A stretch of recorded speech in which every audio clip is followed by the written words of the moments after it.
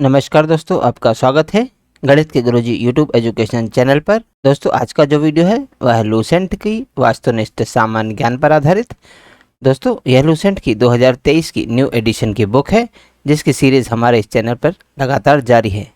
दोस्तों, काफ़ी महत्वपूर्ण बुक है ये सभी एक दिवसीय गवर्नमेंट जॉब एग्जाम्स के लिए। और दोस्तों, इस बुक को किए बिना किसी भी छात्र की तैयारी अधूरी है।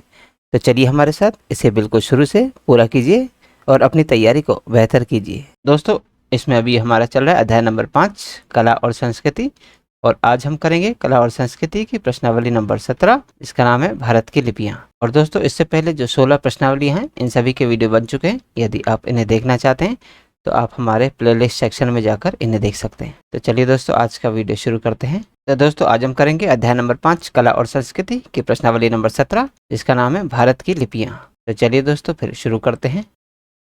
पहला प्रश्न, भारत की सर्वाधिक प्राचीन लिपि कौन सी है? दोस्तों, भारत की सर्वाधिक प्राचीन लिपि है ब्राह्मी लिपि।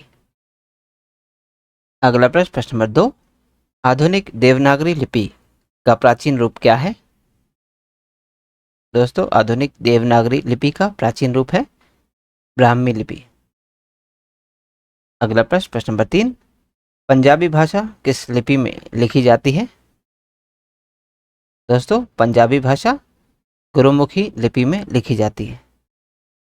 अगला प्रश्न, प्रश्न नंबर 4, किस लिपि को सभी लिपियों का जन्मदाता कहा जाता है?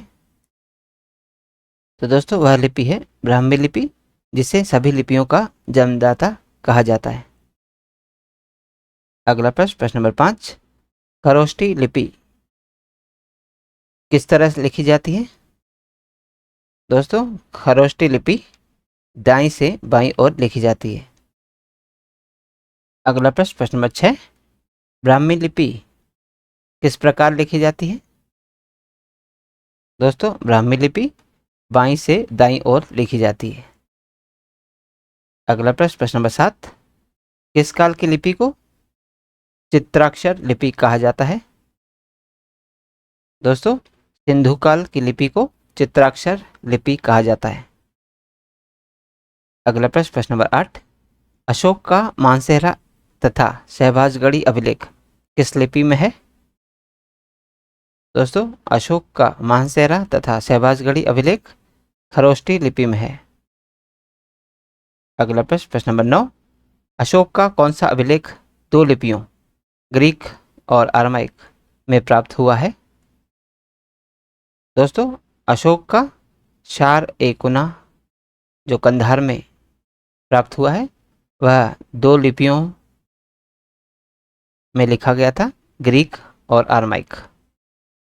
अगला प्रश्न, प्रश्न नंबर 10, अशोक ने किस लिपि का प्रयोग राष्ट्रीय लिपि के रूप में किया है?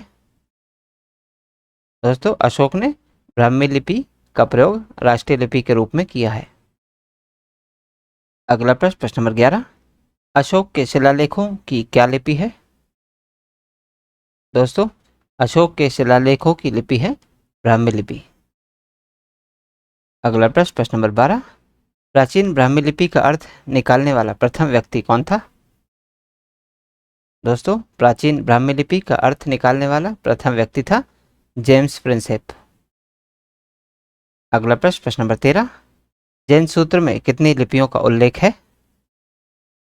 दोस्तों, जैन सूत्र में 18 लिपियों का उल्लेख है।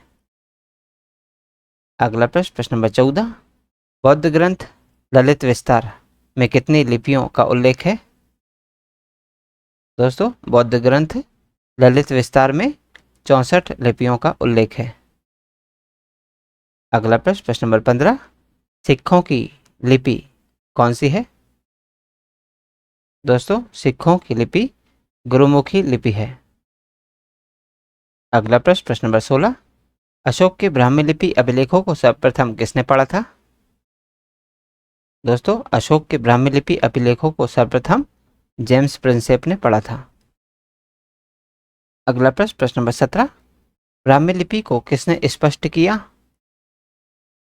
दोस्तों, ब्राह्मी लिपि को जेम्स प्रिंसेप ने स्पष्ट किया।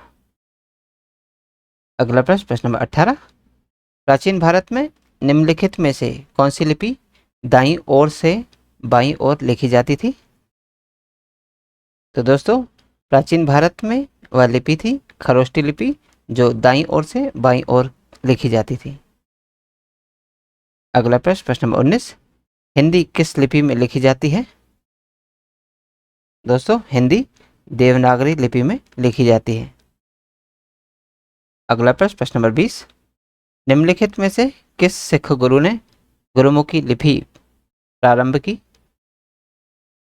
तो दोस्तों वह सिख गुरु थे गुरु अंगद देव जी, जिन्होंने गुरुमुखी लिपि प्रारंभ की। तो दोस्तों आज की इस प्रश्नावली में कुल 20 प्रश्न थे जो हमारे द्वारा पूर्ण कर लिए गए हैं। दोस्तों यदि आप इसका PDF प्राप्त करना चाहते हैं तो आप हमारे टेलीग्राम चैनल से जुड़ सकते हैं।